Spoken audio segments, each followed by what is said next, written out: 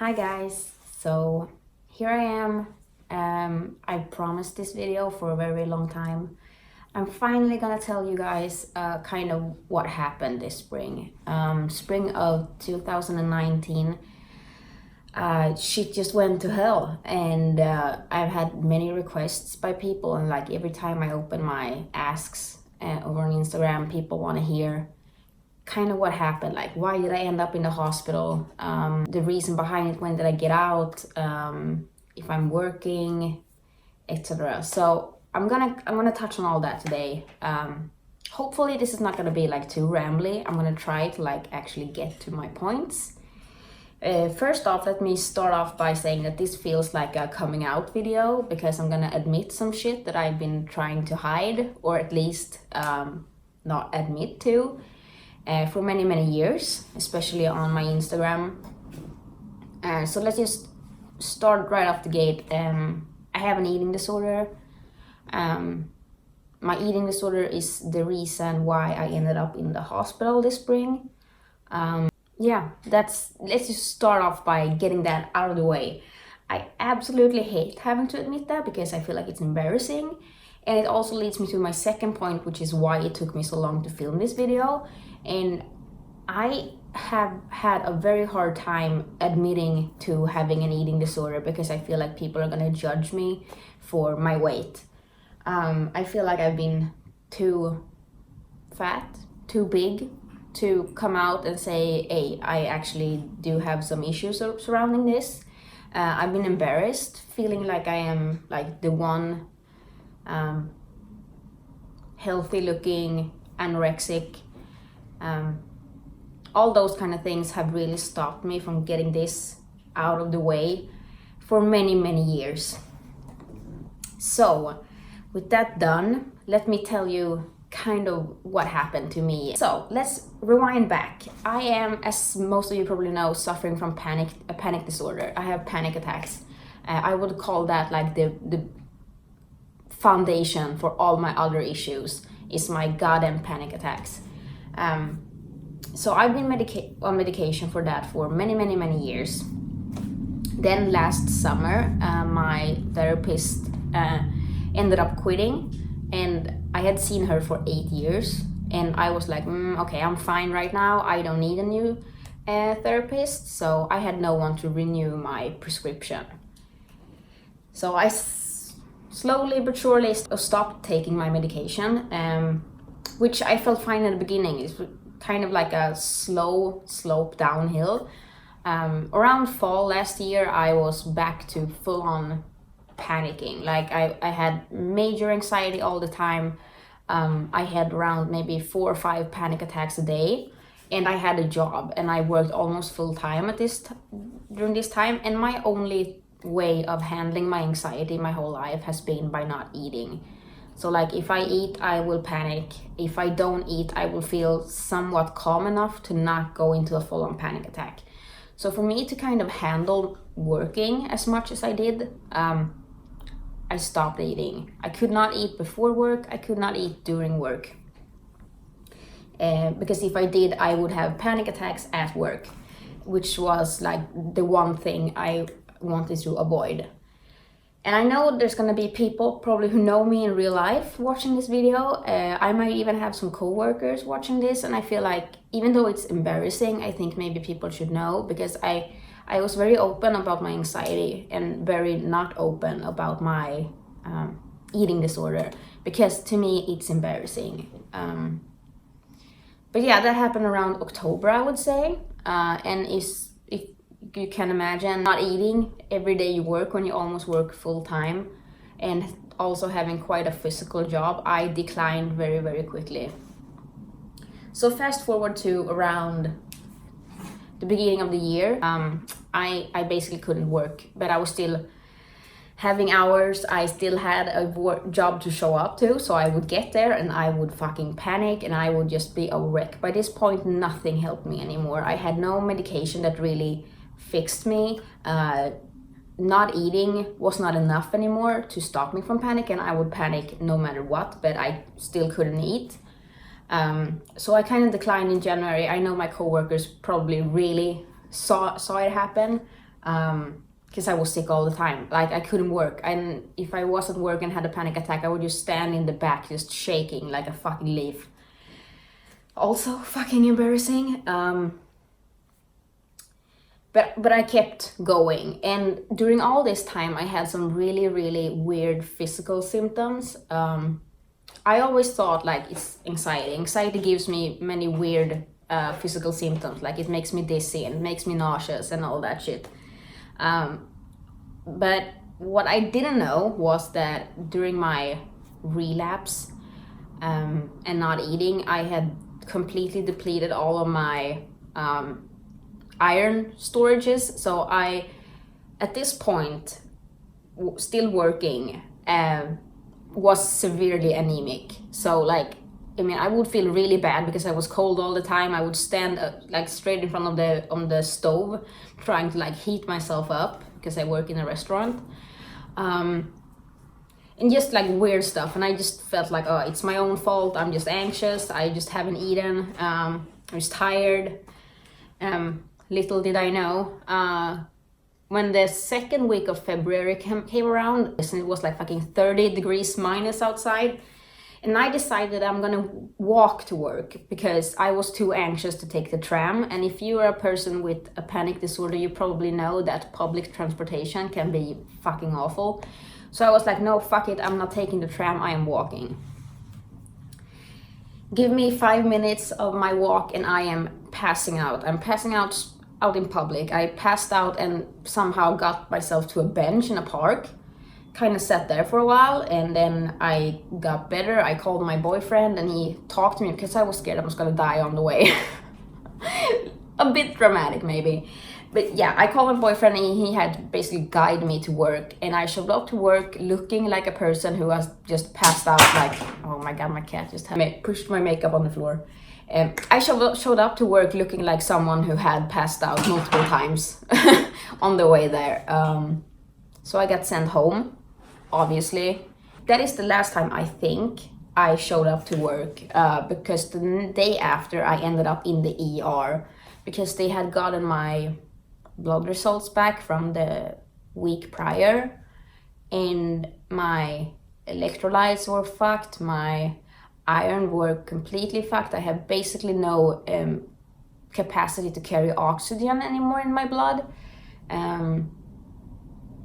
Just there's so much. I can't even remember everything was wrong with my bloods, but I need people to understand that I've had my eating disorder for around 12 years or something. I've had many blood tests and they have always been fine. This idea that you are healthy as long as your blood tests are fine are bullshit, because it hit me one day and it hit me like a fucking 10-ton truck and I was going down. So yeah, I ended up in the ER.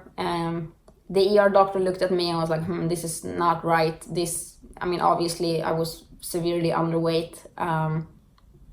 Very classic symptoms of an eating disorder. I had all the like normal deficiencies and some really severe ones. So I ended up getting shipped off from the ER once they had me kind of under control to the psychiatric ward. And I ended up there. And it wasn't fun. I ended up there and I ran away once. And I discharged myself once and I got put back up. I think I was up 3 times during this spring. Because I just can't stand it there. Like, I don't know, I can't explain it. I just hate it. I just cry. I walk the hallways and cry like a fucking crazy person, but no, it wasn't nice. Kind of had a wake-up call, because as soon as I got put in the hospital, I wasn't allowed to walk anymore. I was rolled around in a wheelchair. I wasn't even allowed to walk from the bathroom to my bed, because my levels were so just trashed, I guess, is the only way to describe it. And that is exactly what happened to me this spring. I would say this whole drama ended somewhere around middle of April. From February to April, I had just a tug of war, I guess, with the hospital, with my team at my outpatient clinic. struggled with my iron deficiency and my anemia still. I haven't gotten that under control, which is why I haven't been allowed back to work. I mean, on top of all the mental health issues, but the main reason why they won't let me is because I am just not I'm just not okay enough to walk around. Basically, they want me to fucking sit down forever, which just sucks because I want to go out and live my life. But yeah, that is the truth. As most of you also know, by the end of April, my dad passed away. So I had all this shit going on with my own health and my own just trying to be an okay person somehow. And my dad passed away unexpectedly, for me at least. I mean, he hasn't been doing well for many years, but I was not expecting him to pass away. And that really also hit me hard. I'm not gonna cry in this video. I'm getting a bit choked up, so I'm sorry about that. But I don't want this video to be like a boohoo poor me video, but more just my experience of this past spring. And I want people to know that I am human as well, because I know what I show online is very edited, very small snippets of my life, what I want you to see or what I feel like is appropriate for you to see. But behind the scenes, I have had just the most horrifying spring of my life. After my dad passed away, my grandma also passed away shortly after, and it's just been really hard. So I don't know where I'm going with this. I guess life hits us all. I am in no way shielded from reality. I know people like to write me stuff like I am perfect and I am this and that and I look so happy and I'm so healthy, and you know, like, you have no idea. You have no idea. It's really been a fucking journey, to be completely completely truthful with you. And yeah, many people ask me why I don't model anymore. The main reason why I haven't taken any jobs for modeling is because I don't feel comfortable doing that when I have relapsed in my eating disorder. I feel like I want to be a healthy and happy person when I do it, and I want to feel good about myself, and I don't want to like normalize my state. I don't know. And I kind of hate talking about it as well, because I feel like I'm sitting here telling you, oh my god, I look so sick, I look so sick. No, I don't. And I am aware of that. And that is probably the hardest part of all of it. That I feel like I should be okay. I feel like everyone looks at me and expects me to be okay and just 100%, and I am not, because I've destroyed myself and I have nothing to show for it. Just dark shit, man. That is where we're at. Oh, a final note. A lot of people ask me why I dyed my hair dark. Short story, I did it the night before my dad's funeral. I am the one child out of my dad's children. I have one brother and one sister who inherited my dad's hair. He had really thick, dark hair, like pitch black. And this is my natural hair color. I have no, like, I get no roots with a color like this, so it's really nice. But also I felt like it was my way of kind of reclaiming a part of what my dad gave me. If that makes sense. I know it sounds so stupid probably, but that's how I felt, at least when I did it. So yeah, I'm happy with my dark hair. It's no like fashion statement, it's more of for a personal reason. And my bangs are so stupid, I'm sorry. It's not it's a sentimental reason as to why I did this.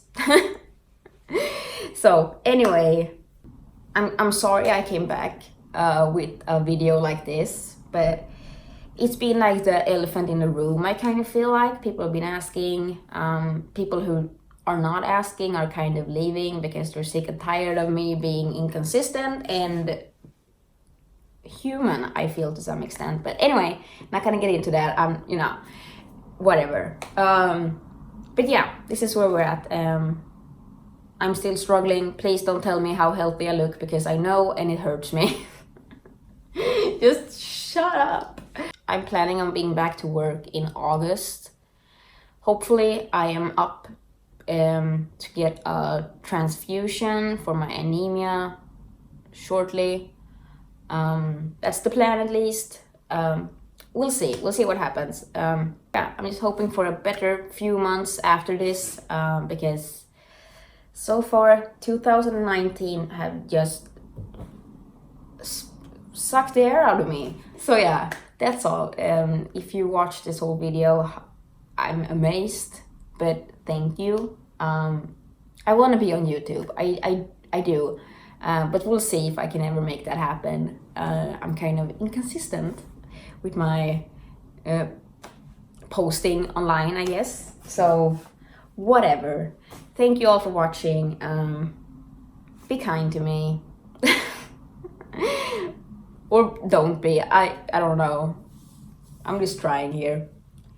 Take care of yourself. Do as I say and not as I do. It's my main advice, and I will see you at some point again, hopefully. So thank you all. Bye.